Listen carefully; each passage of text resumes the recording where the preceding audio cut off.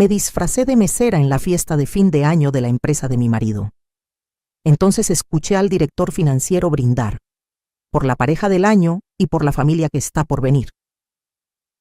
Cuando miré a mi marido, vi a su amante embarazada sentada en la silla que debería ser mía. Lo que revelé 15 minutos después destruyó su vida entera. Y créanme, después de 32 años de matrimonio, yo tenía las armas perfectas para hacerlo.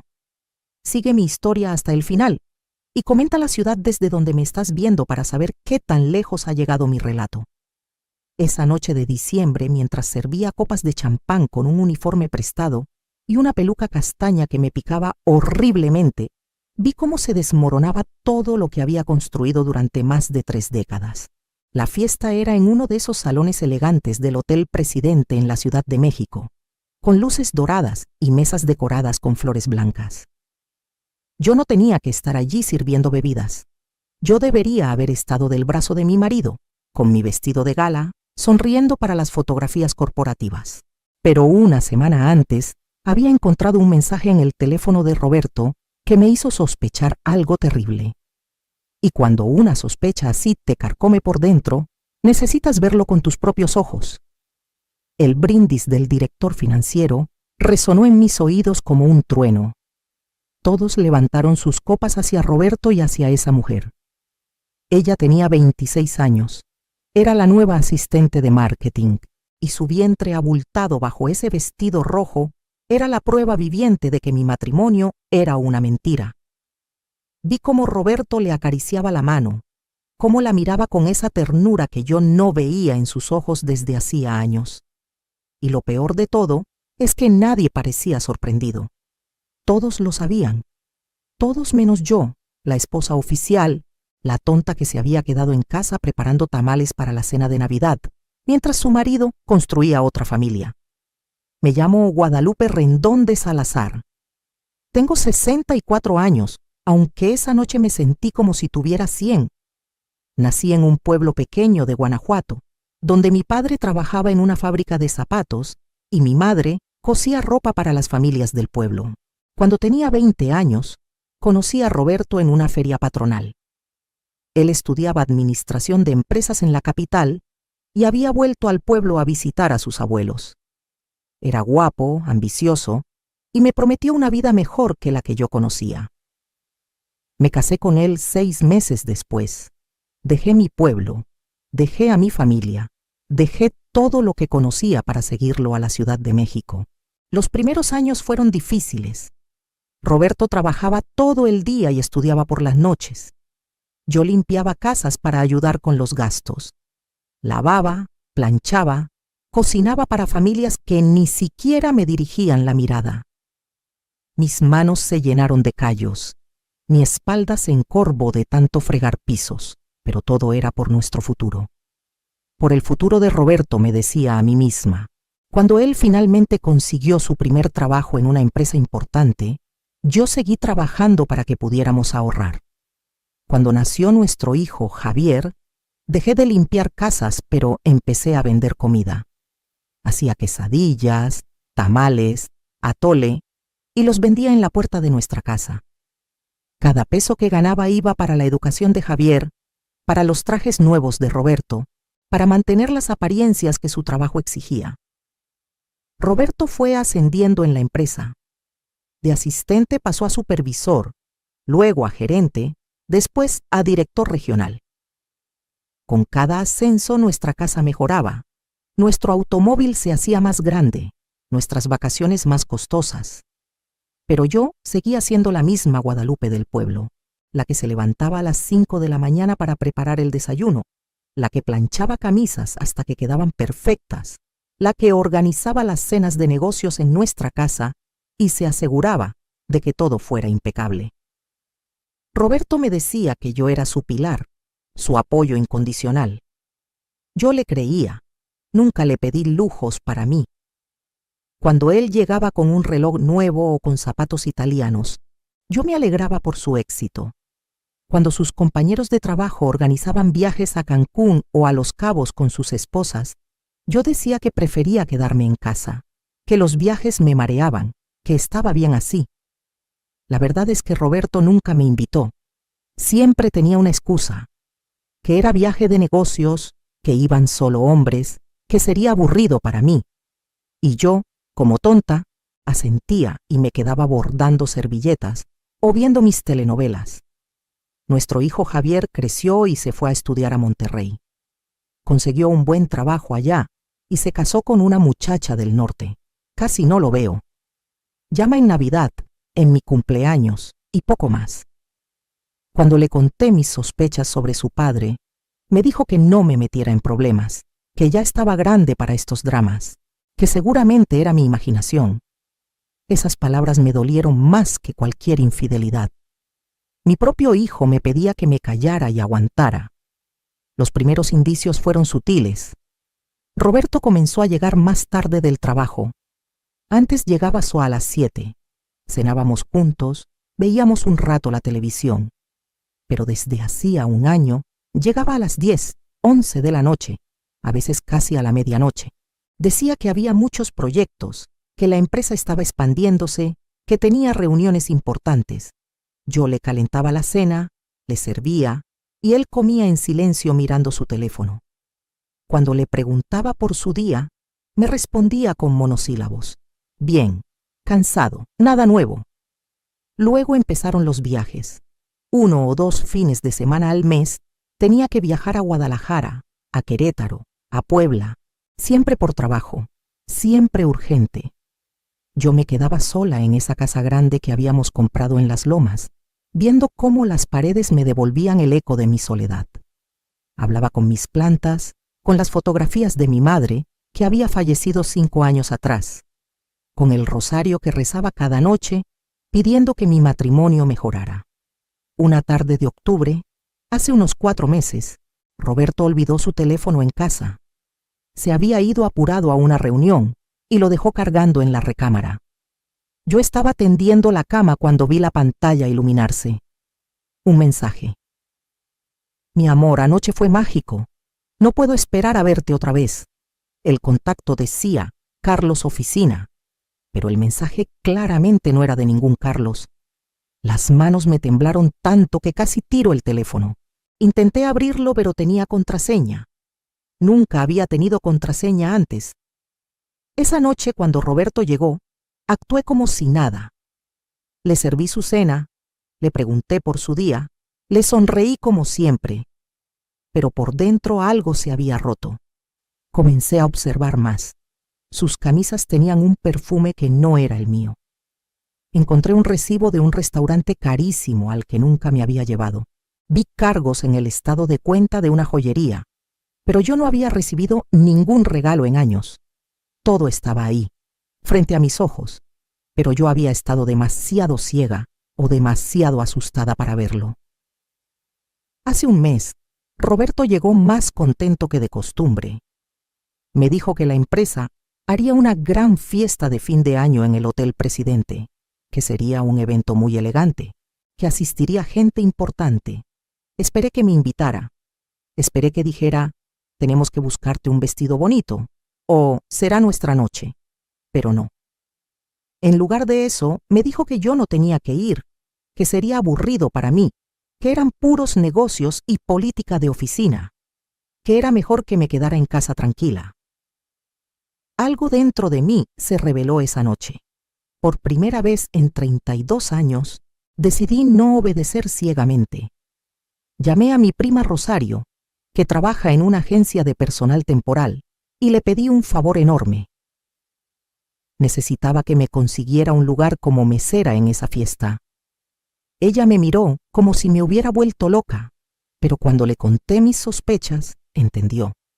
Me consiguió el uniforme, me prestó una peluca, incluso me dio consejos para que nadie me reconociera.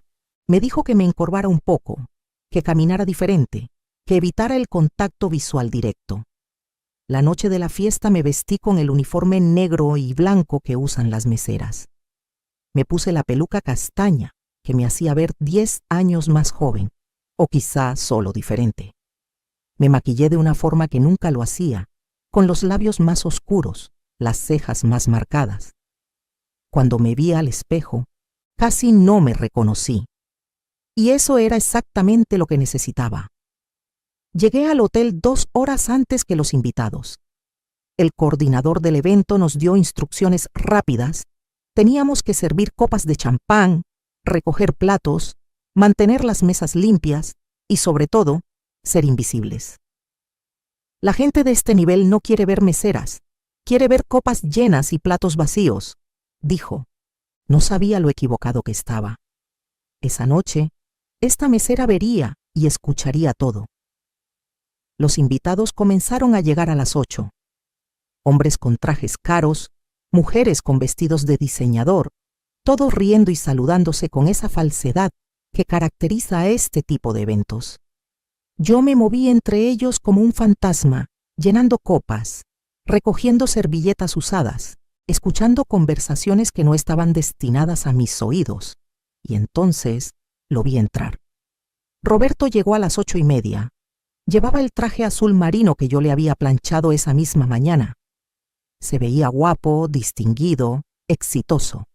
El hombre con el que me había casado 32 años atrás, el padre de mi hijo, mi compañero de vida. Pero no estaba solo. Del brazo venía ella, la mujer del mensaje, del perfume en las camisas, de los recibos de restaurantes caros. Era joven, hermosa, con un vestido rojo que abrazaba sus curvas y ese vientre que ya no podía ocultar, embarazada. Debía tener unos 5 o 6 meses. Me acerqué a ellos con una bandeja de copas de champán. Pasé tan cerca que podía oler el perfume de Roberto, ese que yo le había regalado en su cumpleaños. Champán, ofrecí con voz suave, manteniendo la cabeza ligeramente agachada. Roberto tomó 2 copas sin siquiera mirarme. Le entregó una a ella, con una sonrisa que me partió el corazón. Nunca me había sonreído así a mí. Los observé durante la siguiente hora. Cómo él le acariciaba la espalda, cómo le susurraba cosas al oído que la hacían reír, cómo posaba su mano sobre su vientre con orgullo. Vi cómo los compañeros de trabajo se acercaban a felicitarlos, cómo las esposas de otros ejecutivos le tocaban la panza a ella deseándole suerte. Todos lo sabían. Era un secreto a voces. Todos menos la pobre Guadalupe que estaba en su casa, seguramente viendo televisión y esperando a que su marido regresara de su aburrida fiesta de negocios. La cena se sirvió a las 9:30. Yo ayudé a llevar los platos, a servir el vino, a retirar los cubiertos sucios. Me moví como autómata, con el corazón latiendo tan fuerte que pensé que todos podrían escucharlo. Roberto y ella estaban sentados en la mesa principal, junto al director general y al director financiero. Lugares de honor, lugares que correspondían a las parejas más importantes de la empresa. Después del postre, el director financiero, un hombre gordo llamado Ernesto Villalobos, que había cenado varias veces en mi casa, se puso de pie con su copa en alto. El salón se quedó en silencio. Quiero hacer un brindis especial esta noche, comenzó con voz potente. Este año ha sido excepcional para nuestra empresa, y gran parte de ese éxito se debe al trabajo incansable de nuestro director de operaciones, Roberto Salazar. Todos aplaudieron. Roberto se puso de pie y saludó con modestia fingida. Ernesto continuó. Pero esta noche no solo celebramos los éxitos profesionales de Roberto, sino también su felicidad personal. Todos hemos visto cómo ha florecido en estos últimos meses, y sabemos que gran parte de esa alegría se debe a la hermosa mujer que está a su lado. Sentí que me faltaba el aire. Ernesto levantó su copa aún más alto y dijo las palabras que me destrozaron. Por la pareja del año y por la familia que está por venir. Que este bebé llegue con mucha salud y que ustedes sean muy felices. ¡Salud! El salón entero brindó. ¡Salud!, gritaron todos al unísono. Roberto besó a esa mujer en los labios, frente a todos, sin vergüenza alguna. Ella se ruborizó, se llevó las manos al vientre y sonrió con esa felicidad que solo una mujer embarazada puede tener. La felicidad que debería haber sido mía cuando esperaba a Javier, pero que nunca tuve porque Roberto estaba demasiado ocupado con su carrera como para celebrarme. Me retiré a la cocina antes de que alguien notara las lágrimas que comenzaban a rodar por mis mejillas. Una de las otras meseras, una muchacha joven llamada Lupita, me preguntó si estaba bien. Le dije que solo era el calor, que necesitaba un momento. Me mojé la cara con agua fría, respiré profundo y tomé una decisión. No iba a derrumbarme, no todavía. Primero iba a ver hasta dónde llegaba esta farsa. Regresé al salón justo cuando comenzaba la música. Una banda tocaba canciones románticas y la pista de baile se llenó de parejas. Roberto bailó con ella, por supuesto. La sostuvo cerca, cuidadoso con su vientre, mirándola como si fuera lo más preciado del mundo. Yo nunca le importé así. Cuando estaba embarazada de Javier, Roberto siguió trabajando hasta tarde, siguió con sus reuniones. Apenas estuvo presente en el parto porque tenía una presentación importante al día siguiente. Mientras recogía copas vacías cerca de su mesa, escuché parte de una conversación que mantenía con otro ejecutivo. ¿Ya le dijiste a tu esposa?, preguntó el otro hombre. Roberto se rió. ¿Para qué? Guadalupe vive en su propio mundo, no se entera de nada. Además, ya está vieja, ya cumplió su función, me dio un hijo, me cuidó la casa todos estos años, pero una relación así se vuelve aburrida. No hay pasión, no hay emoción. Con Daniela es diferente. Ella me hace sentir vivo otra vez. Daniela, así se llamaba. La mujer que estaba destruyendo mi matrimonio tenía nombre. Daniela. Seguí caminando como si no hubiera escuchado nada, pero cada palabra se grabó a fuego en mi memoria. Ya estaba vieja. Ya cumplí mi función. Aburrida. Sin pasión. En ese momento algo cambió en mí. La tristeza se transformó en algo diferente, en rabia fría, calculada, en determinación. Roberto no sabía con quién se había metido. Pensaba que yo era la pobre Guadalupe del pueblo, la esposa sumisa, la que aguantaba todo con tal de no quedarse sola. Pero había cosas sobre mí que Roberto nunca se molestó en averiguar. Secretos que había guardado todos estos años porque nunca fueron necesarios. Hasta ahora. Cuando mi madre murió hace 5 años, me dejó una herencia que Roberto desconocía. Mi madre había sido dueña de varios terrenos en Guanajuato que ella había heredado de sus padres. Cuando el pueblo creció y llegaron desarrolladores inmobiliarios, esos terrenos se volvieron muy valiosos. Mi madre los vendió poco antes de morir y me dejó todo a mí, con una condición, que nunca le dijera a Roberto. Ese hombre te va a fallar algún día, me dijo en su lecho de muerte. Y cuando lo haga, vas a necesitar tener tu propio dinero. No cometas el error de depender completamente de un hombre. En ese momento pensé que mi madre estaba siendo injusta con Roberto, que ella nunca lo había comprendido, pero guardé el secreto de todas formas. El dinero lo puse en una cuenta bancaria a mi nombre, en un banco diferente al que usábamos Roberto y yo. Nunca lo toqué. Ahí estaba, creciendo con intereses, esperando. Eran más de 4 millones de pesos. Una fortuna para alguien como yo. Además de eso, mi madre me había enseñado algo que Roberto tampoco sabía. Ella había trabajado durante años como secretaria de un abogado en el pueblo, y me enseñó sobre leyes, sobre contratos, sobre bienes gananciales. Me explicó que todo lo que se adquiere durante el matrimonio pertenece a ambos cónyuges por igual, sin importar quién lo haya pagado.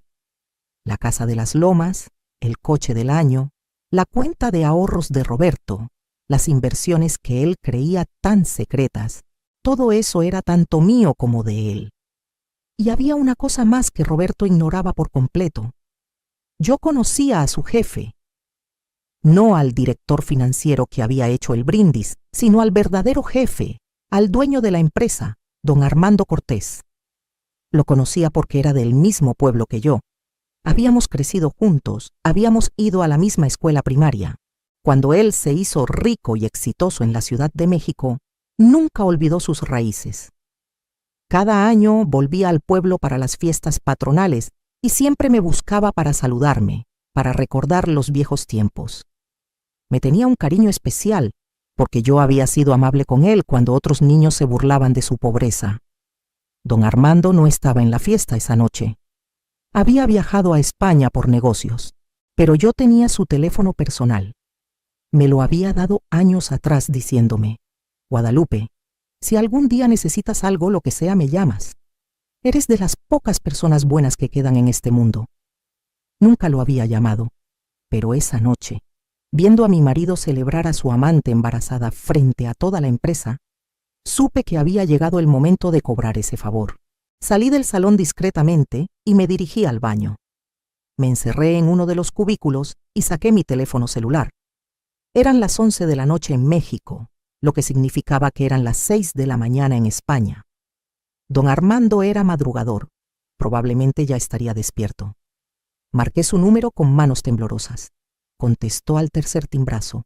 ¿Bueno? Su voz sonaba alerta, no somnolienta. Don Armando, soy Guadalupe, Lupita del pueblo, dije usando mi apodo de infancia. Lupita, qué sorpresa, ¿todo está bien? ¿Pasó algo con tu familia? La preocupación genuina en su voz casi me hace llorar. No, don Armando, mi familia está bien, pero necesito pedirle un favor muy grande, y necesito que me prometa que esto queda entre nosotros. Hubo una pausa. Sabes que puedes confiar en mí. Dime qué necesitas. Le conté todo. Le hablé de Roberto, de la amante embarazada, de la fiesta donde me estaban celebrando su nueva familia, mientras yo, la esposa legítima, servía copas disfrazada de mesera. Le conté sobre el brindis del director financiero, sobre cómo todos en la empresa lo sabían y lo aceptaban como si fuera lo más normal del mundo. Don Armando escuchó en silencio. Cuando terminé, hubo una pausa larga. Luego escuché algo que sonó como un puño golpeando una mesa. Lupita, esto es inaceptable. Roberto Salazar trabaja en mi empresa, representa mis valores, y esto es una falta de respeto no solo hacia ti, sino hacia la institución del matrimonio, hacia la decencia básica. Dame 15 minutos. Voy a hacer unas llamadas.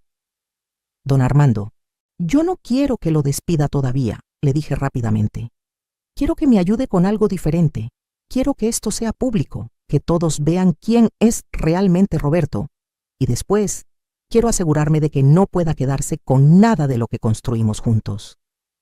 Me escuché a mí misma diciendo estas palabras y apenas podía creer que salieran de mi boca. La Guadalupe sumisa había muerto. Había nacido una nueva.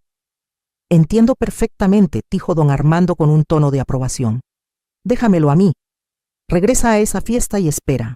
Cuando yo te dé la señal, vas a tener tu momento. Colgamos. Me quedé en el baño unos minutos más, respirando profundo, preparándome para lo que vendría. Cuando regresé al salón, la fiesta continuaba. Roberto y Daniela ahora estaban sentados en su mesa, rodeados de compañeros que los felicitaban y les hacían bromas sobre el bebé. Ella reía, él se veía orgulloso, la escena perfecta de la felicidad. Continué con mi trabajo de mesera, recogiendo platos, sirviendo postres, llenando copas. Nadie me prestaba atención. Era invisible, exactamente como el coordinador había dicho. Pero yo lo veía todo, lo escuchaba todo. Escuché a las esposas de otros ejecutivos cuchichear sobre cómo Daniela había casado bien a Roberto. Escuché a los hombres hacer comentarios sobre lo afortunado que era de tener una mujer tan joven y hermosa. Escuché a la propia Daniela contarle a una amiga que Roberto le había prometido que se divorciaría de mí después de Año Nuevo, que solo estaba esperando el momento adecuado. Pasaron 10 minutos. 15. Yo empezaba a preguntarme si don Armando realmente podría hacer algo desde España cuando vi al coordinador del evento acercarse apresuradamente al micrófono. Se veía nervioso, confundido. Alguien le había dado instrucciones nuevas. Disculpen, damas y caballeros, dijo interrumpiendo la música. Tenemos una situación especial. He recibido una llamada del señor Armando Cortés, nuestro director general, quien se encuentra en España, pero ha querido participar en esta celebración de una manera muy especial. Se hizo un silencio expectante en el salón. El coordinador conectó su teléfono a las bocinas del sonido. Don Armando quiere dirigir unas palabras a todos los presentes. La voz de don Armando resonó en todo el salón, clara y potente. Buenas noches a todos. Lamento no poder estar físicamente con ustedes en esta celebración, pero la distancia no me impide compartir este momento tan importante. Esta noche he recibido información sobre algo que está sucediendo en esta fiesta que requiere mi atención inmediata. Vi cómo Roberto se ponía pálido. Daniela lo miró confundida. Los demás invitados se miraban entre sí sin entender qué estaba pasando. Don Armando continuó. Me han informado que el director financiero, Ernesto Villalobos, hizo un brindis celebrando a una pareja y un embarazo. Me gustaría aclarar algunos puntos sobre esta situación. Primero, quiero decir que en mi empresa valoramos la familia, la lealtad y la integridad. Segundo, me gustaría invitar a alguien muy especial a que se quite ese disfraz de mesera y se una a nosotros en esta conversación. Guadalupe Rendón de Salazar, ¿podrías acercarte al micrófono, por favor? El salón entero giró para buscar a esa Guadalupe entre los invitados. No me encontraban, por supuesto, porque no estaba sentada en ninguna mesa. Estaba de pie junto a la pared, con mi uniforme de mesera y mi peluca castaña. Varios pares de ojos finalmente se posaron en mí. Roberto me vio y su cara pasó de la confusión al shock absoluto. Se puso de pie tan rápido que tiró su silla. Me quité la peluca lentamente. Mi cabello gris, recogido en un moño apretado, quedó a la vista. Me acerqué al centro del salón con pasos firmes. Todas las miradas estaban sobre mí. El silencio era tan profundo que podía escuchar mi propia respiración. Aquí estoy, don Armando, dije con voz clara. Guadalupe, mi querida amiga de la infancia, dijo don Armando a través de las bocinas. Primero quiero ofrecerte una disculpa en nombre de mi empresa. Lo que ha sucedido aquí esta noche es inaceptable. Roberto Salazar, ¿sigues ahí? Roberto apenas podía hablar. Sí, señor. Su voz salió temblorosa. Roberto, tengo algunas preguntas para ti. ¿Es verdad que estás teniendo una aventura con Daniela Méndez, una empleada 26 años menor que tú? ¿Es verdad que ella está embarazada de ti? ¿Y es verdad que hiciste todo esto a espaldas de tu esposa legítima, con quien llevas 32 años casado? El silencio de Roberto fue ensordecedor. Daniela comenzó a llorar. Ernesto Villalobos parecía querer que se lo tragara la tierra. Don Armando no esperó respuesta. Tu silencio lo dice todo. Déjame informarte de algunas cosas, Roberto. Primero, a partir de este momento quedas suspendido sin goce de sueldo mientras Recursos Humanos investiga tu relación inapropiada con una subordinada, lo cual viola nuestro código de ética empresarial. Segundo, todos tus bonos de fin de año quedan cancelados. Tercero, la camioneta que usas y que está a nombre de la empresa deberá ser devuelta mañana mismo. Roberto se dejó caer en su silla. Daniela sollozaba abiertamente. Los demás invitados estaban petrificados. Don Armando continuó, pero ahora dirigiéndose a mí. Guadalupe, he contactado a mi abogado personal, el licenciado Ramírez. Él estará en tu casa mañana a primera hora para ayudarte con lo que necesites. Divorcio, división de bienes, lo que tú decidas. Sus honorarios corren por mi cuenta. Es lo menos que puedo hacer por la niña que compartió su torta conmigo en mi cumpleaños número 7, cuando nadie más quiso venir a mi fiesta. Sentí las lágrimas correr por mis mejillas, pero esta vez no eran de tristeza. Eran de gratitud, de alivio, de justicia. Gracias, don Armando, logré decir. Y una cosa más, agregó él. Ernesto Villalobos, tú que hiciste ese brindis tan inapropiado celebrando el adulterio de tu compañero, también quedas suspendido. Claramente tu juicio moral no está a la altura de lo que esta empresa requiere. Ahora, Guadalupe, el micrófono es tuyo. Si hay algo que quieras decir, este es tu momento. Tomé el micrófono con manos temblorosas. Miré a Roberto, luego a Daniela. después a todos los invitados que me observaban con una mezcla de shock y vergüenza. 32 años, comencé. 32 años lavé tu ropa, Roberto. Planché tus camisas hasta que brillaban. Cociné tus comidas favoritas. Crié a tu hijo prácticamente sola porque tú siempre estabas demasiado ocupado. Limpié casas ajenas para que tú pudieras terminar tu carrera. Vendí comida en la calle para pagar tus trajes, tus zapatos, tu imagen. Mi voz se hizo más fuerte. Me quedé callada cuando dejaste de mirarme. Me quedé callada cuando dejaste de tocarme. Me quedé callada cuando comenzaste a llegar tarde. Me quedé callada porque creía que eso era lo que una buena esposa debía hacer. Aguantar, soportar, sacrificarse. Pero esta noche, viendo cómo celebrabas a tu amante embarazada, cómo la presentabas con orgullo mientras yo debía quedarme escondida en casa, me di cuenta de algo. No soy yo la que debería sentir vergüenza. Eres tú. Roberto intentó hablar, pero levanté la mano para detenerlo. No, ahora me toca a mí hablar. Tú me dijiste a tu amigo que yo ya estaba vieja, que ya había cumplido mi función, que era aburrida. ¿Sabes qué, Roberto? Tienes razón en algo. Soy vieja. Tengo 64 años y cada arruga de mi cara cuenta una historia de sacrificio que hice por ti. Pero me equivoqué en pensar que esos sacrificios me hacían noble. Lo único que hicieron fue permitir que un hombre mediocre como tú se sintiera importante. Daniela me miraba con los ojos muy abiertos. Me dirigí a ella directamente. ¿Y tú, niña, crees que ganaste algo?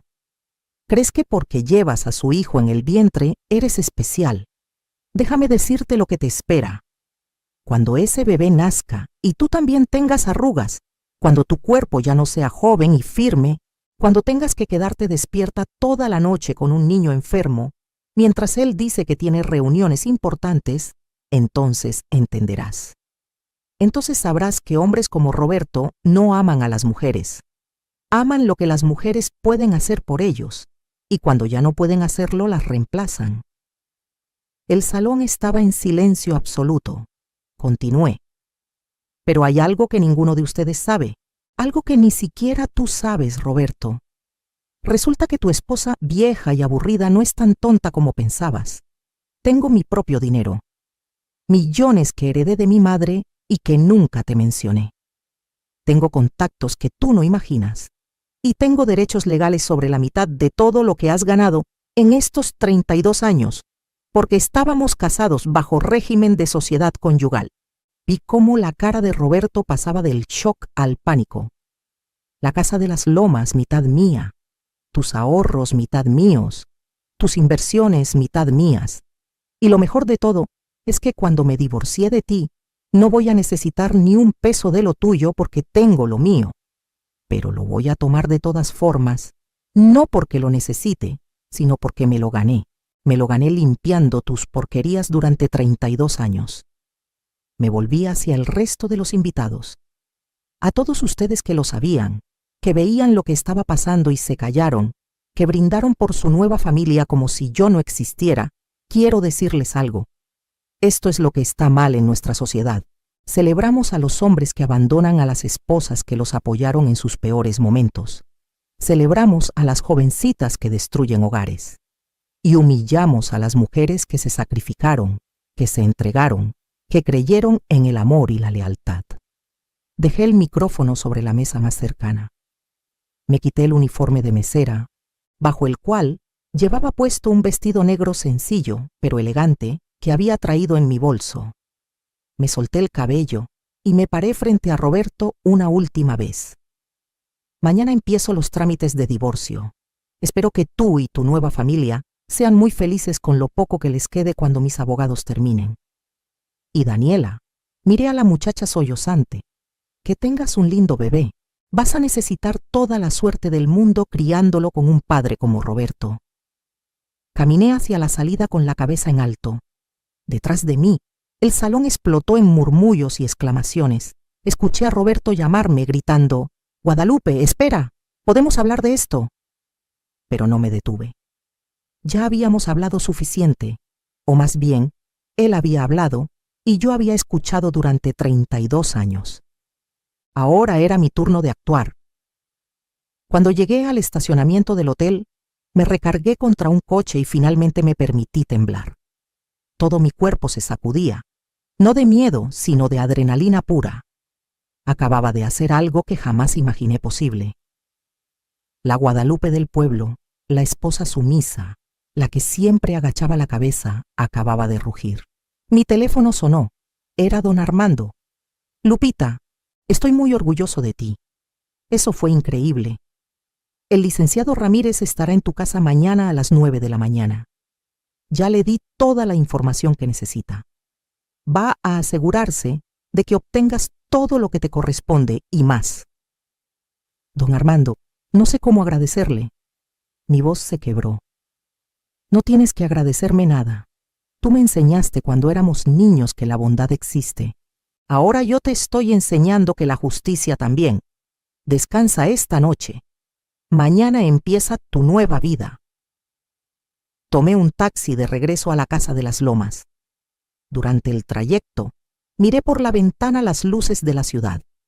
La misma ciudad donde había llegado con 20 años, asustada y enamorada, creyendo que mi futuro estaba atado al de Roberto. Qué equivocada estaba. Mi futuro siempre había sido mío. Solo me había tomado 64 años darme cuenta.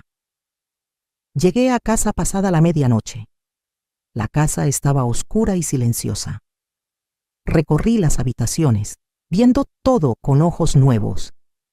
Esa sala que había limpiado miles de veces. Ese comedor donde había servido cenas a los jefes de Roberto, sonriendo aunque estuviera exhausta. Esa recámara donde había dormido sola tantas noches, mientras él inventaba excusas para llegar tarde. Pronto nada de esto sería mío, pero tampoco sería de él. Lo venderíamos, y yo tomaría mi mitad para empezar de nuevo. Roberto llegó a las 3 de la mañana. Lo escuché entrar, tropezarse con algo en la sala, maldecir. Subió las escaleras tambaleándose. Olía a whisky.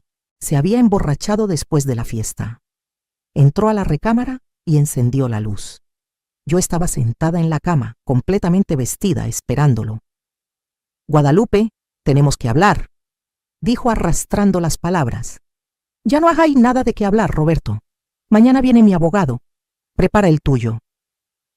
Me miró con ojos inyectados de sangre. Estás cometiendo un error. Daniela no significa nada, fue solo una aventura. El bebé, bueno, eso fue un accidente. Pero tú eres mi esposa. 32 años juntos no se tiran a la basura por un desliz. Me reí. Fue una risa amarga, cansada. ¿Un desliz? Roberto, la metiste a la fiesta de la empresa del brazo. Tu jefe hizo un brindis por ella. Todos lo saben. Y lo peor es que te escuché. Te escuché decirle a tu amigo que yo ya estaba vieja, que ya había cumplido mi función, que soy aburrida. Esas palabras no fueron un desliz. Fueron tu verdad. Se acercó a mí intentando tomar mi mano, pero me alejé. ¿Sabes qué es lo más triste de todo esto? Que yo te hubiera perdonado. Si hubieras venido a mí hace un año, hace 6 meses, incluso hace un mes, y me hubieras dicho, Guadalupe, cometí un error, lo siento, yo probablemente te habría perdonado, porque eso era lo que yo hacía. Perdonar, aguantar, sacrificarme. Pero ya no soy esa mujer. Roberto se dejó caer en la cama. ¿Qué quieres? ¿Dinero? Te daré lo que quieras. ¿La casa? Quédatela. Solo no hagas esto público. Don Armando ya me suspendió, pero si esto llega a más gente, si se hace más escándalo, podría perder mi trabajo completamente. ¿Sabes cuánto tiempo me tomó llegar a donde estoy? Lo sé perfectamente, respondí con calma. Sé exactamente cuánto tiempo te tomó porque yo estuve ahí cada paso del camino. Cuando estudiabas y yo limpiaba casas. Cuando empezaste en la empresa y yo vendía tamales para que tuvieras ropa decente. Cuando te ascendían y yo organizaba cenas para impresionar a tus jefes. Estuve ahí, Roberto. Siempre estuve ahí. Y ahora me doy cuenta de que lo único que gané con eso fue ser invisible. No eres invisible, protestó él débilmente. Eres mi esposa, la madre de mi hijo. Javier, lo interrumpí. Llamé a Javier hoy, le conté todo. ¿Sabes qué me dijo? Me dijo que era mi culpa por meterme en problemas, que debía dejarte en paz. Tu hijo, Roberto. El hijo que yo parí, que yo crié, que yo cuidé cuando tenía fiebre mientras tú estabas en tus reuniones. Ese hijo me dijo que me callara y aguantara. ¿Sabes por qué? Porque tú le enseñaste que las mujeres debemos aguantar, que nuestro valor está en callarnos y servir. Roberto se cubrió la cara con las manos. Lo siento mucho. Fui un idiota, un completo idiota. Pero Guadalupe, por favor, dame una oportunidad de arreglarlo. Ya tuviste 32 años de oportunidades, dije, poniéndome de pie. Ahora voy a dormir en la habitación de huéspedes. Mañana a primera hora viene mi abogado. Te sugiero que llames al tuyo. Y Roberto, sobre lo que preguntaste de qué quiero. Quiero mi mitad de todo. Cada peso que ganaste mientras estuvimos casados, la mitad es mía. Y lo voy a tomar. No porque lo necesite, sino porque me lo gané. Salí de la habitación dejándolo ahí sentado. Dormí en la habitación de huéspedes por primera vez en 32 años.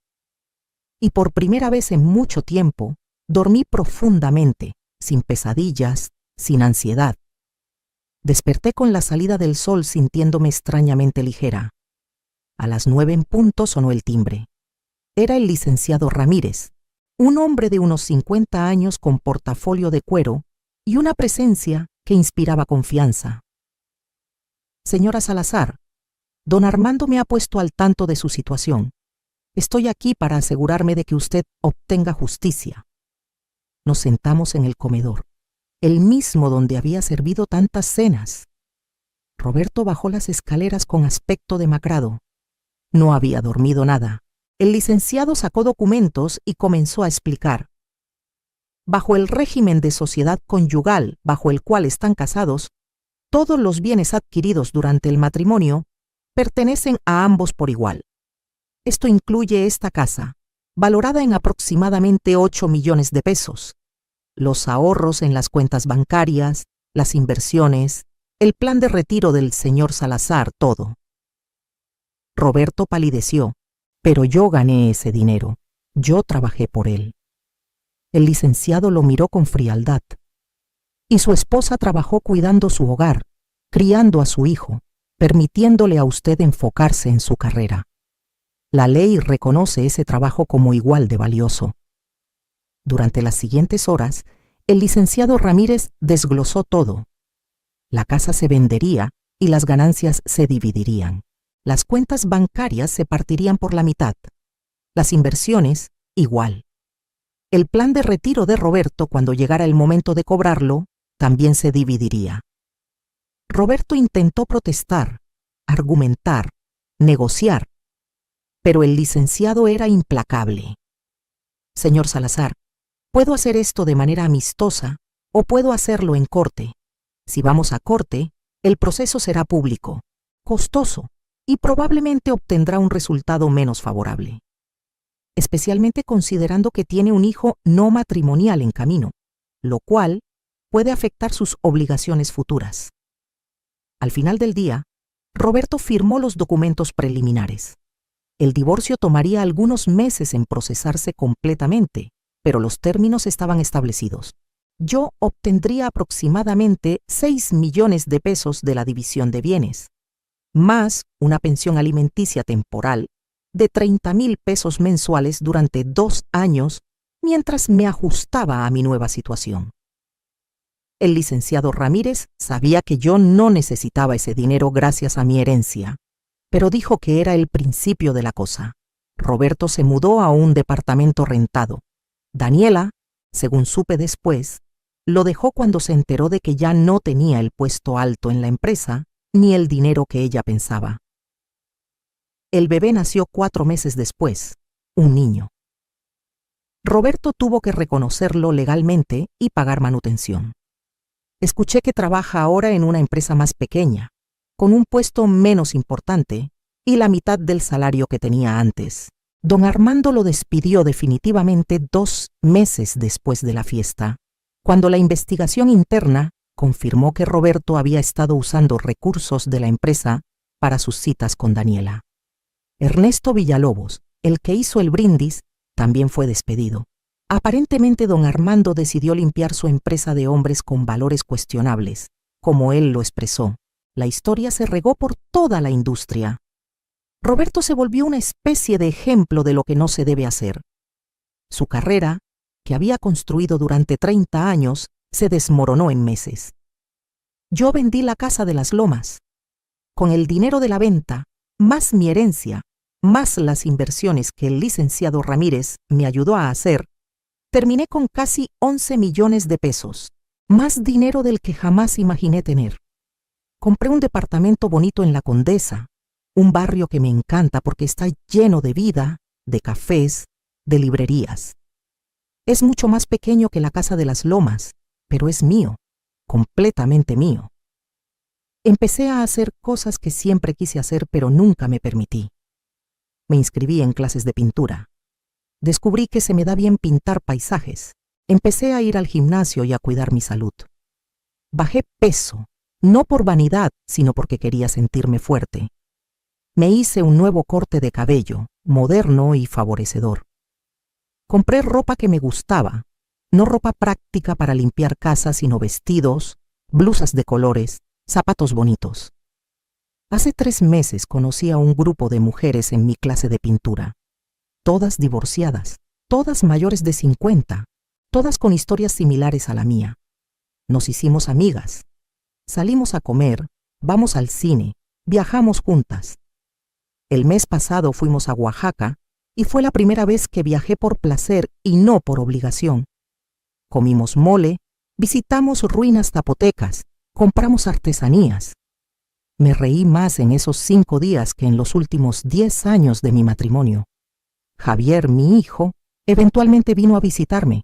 Le tomó meses procesar lo que había pasado. Al principio estaba furioso conmigo por destruir a su padre, pero cuando vio mi departamento nuevo, cuando vio lo feliz que estaba, cuando le conté sobre mis clases y mis amigas y mis viajes, algo cambió.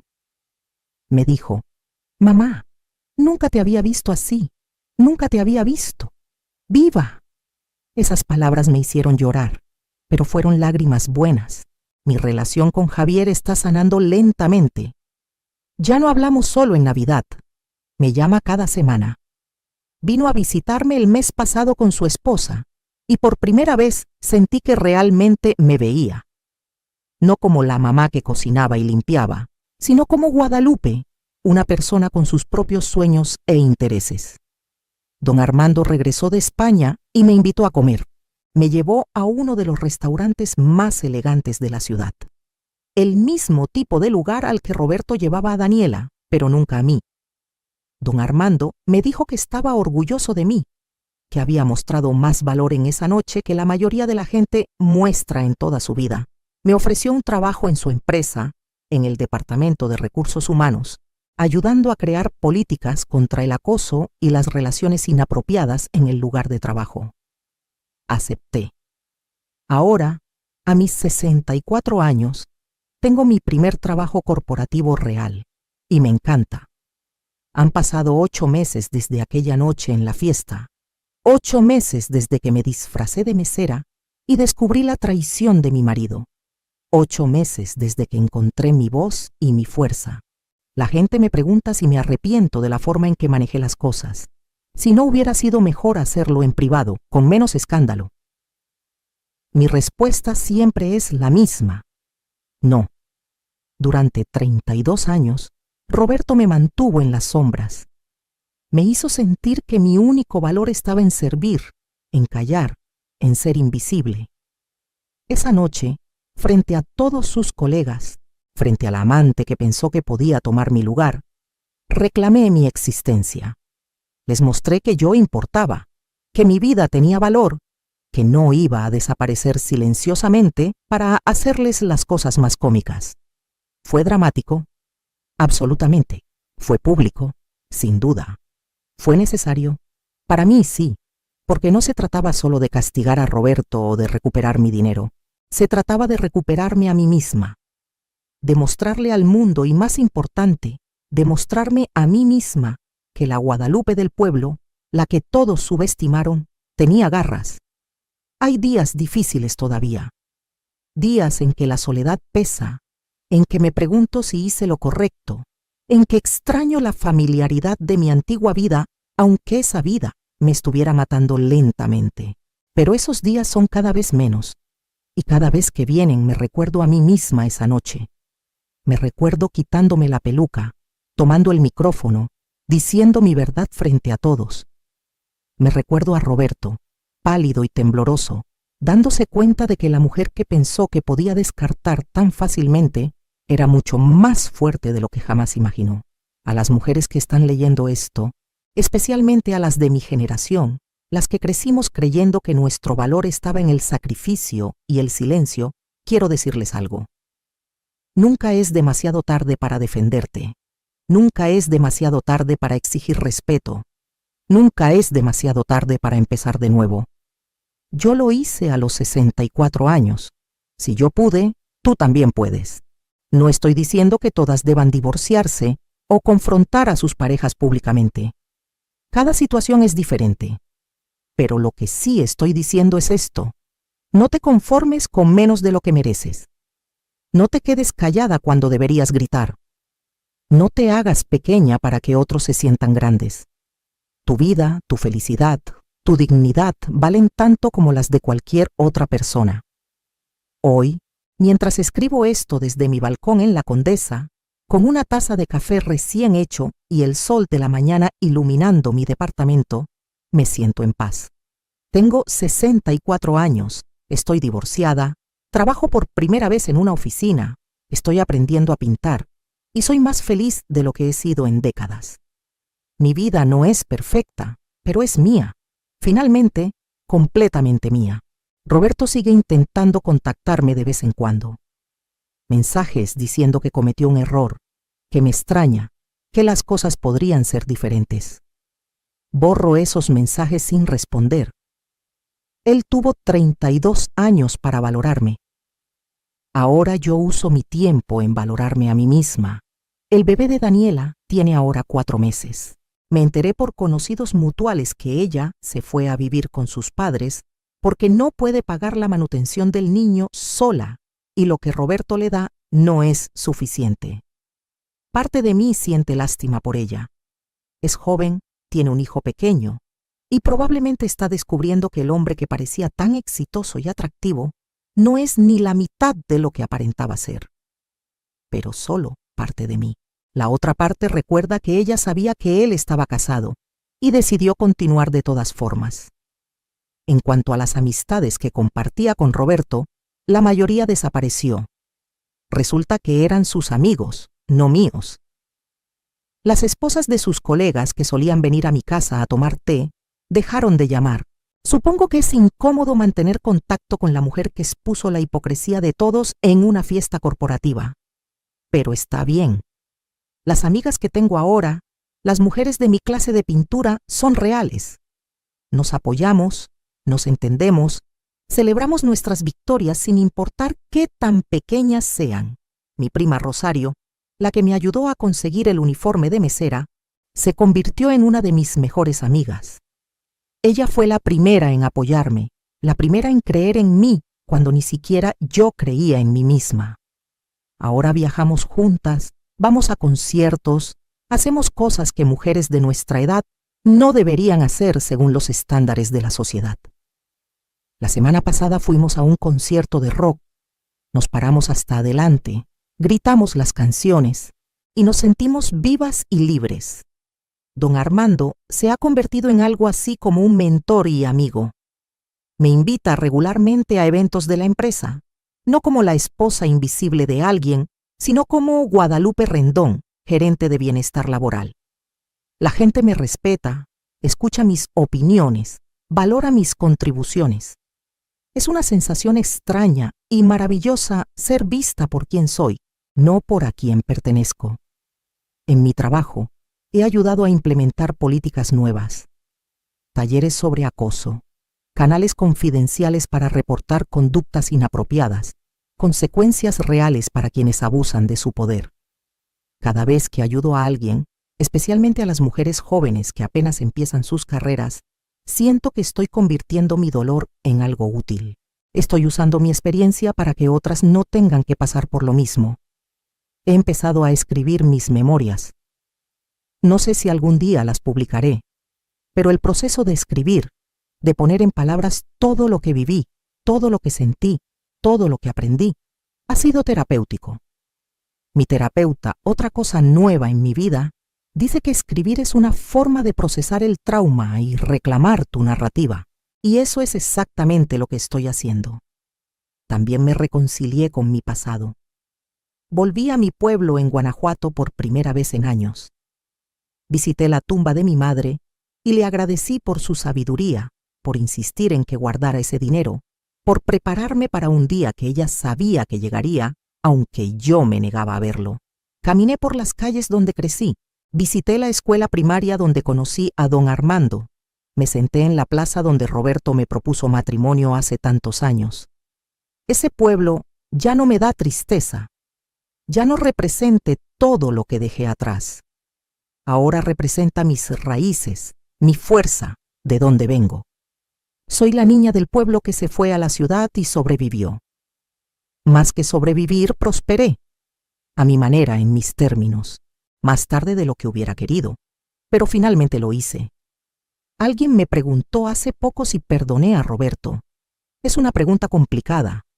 No lo odio, si eso es lo que perdón significa. El odio requiere energía que prefiero usar en otras cosas. Pero tampoco lo excuso. Lo que hizo estuvo mal, punto. Traicionó mi confianza, despreció mi sacrificio, me hizo sentir invisible y sin valor. Eso no se borra con disculpas o arrepentimientos tardíos. Lo que sí hice fue perdonarme a mí misma. Me perdoné por quedarme tanto tiempo en una relación que no me nutría. Me perdoné por no ver las señales que probablemente estuvieron ahí durante años. Me perdoné por creer que mi valor estaba en qué tan bien podía servir a otros en lugar de en quién era yo como persona. Ese perdón propio fue el más difícil, pero también el más liberador. Hace un mes, en mi cumpleaños número 65, organicé una fiesta. Invité a mis nuevas amigas, a Rosario, a don Armando, a algunos compañeros del trabajo, incluso a Javier y su esposa. Fue en mi departamento, pequeño pero lleno de risas y vida. Todos trajeron platillos, bailamos salsa y cumbia, contamos historias, nos reímos hasta que nos dolió el estómago. En un momento de la noche, don Armando pidió silencio para hacer un brindis. Levantó su copa y dijo: «Por Guadalupe, la mujer más valiente que conozco, por su coraje, su fuerza y su increíble capacidad de reinventarse, por demostrar que nunca es tarde para reclamar tu vida». Todos brindaron por Guadalupe, y en ese momento, rodeada de personas que me valoraban, que me veían, que celebraban quién era yo y no lo que podía hacer por ellos, supe que había tomado la decisión correcta. Esa noche de diciembre, cuando me disfracé de mesera y descubrí la traición, pensé que mi vida se había acabado. Pensé que a mi edad, después de tantos años de matrimonio, no había futuro más allá del que había conocido. ¡Qué equivocada estaba! Mi vida no se acabó esa noche fue cuando finalmente comenzó. A Roberto le destruí su carrera, su reputación, su estabilidad financiera, pero no fue venganza, aunque sé que así lo ve él. Fue justicia. Fue reclamar lo que era mío por derecho. Fue negarme a desaparecer silenciosamente para que él pudiera continuar su vida sin consecuencias. Fue enseñarle que las mujeres que subestiman eventualmente se levantan, y cuando lo hacen, tienen el poder de cambiar todo. ¿Qué harías en mi lugar? ¿Te habrías quedado callada? ¿Habrías confrontado en privado? ¿O habrías hecho lo que yo hice, reclamar tu dignidad frente a todos los que pensaron que podían ignorarte? Comenta abajo. Me encantaría saber tus pensamientos, tus historias, tus propias experiencias de encontrar tu fuerza.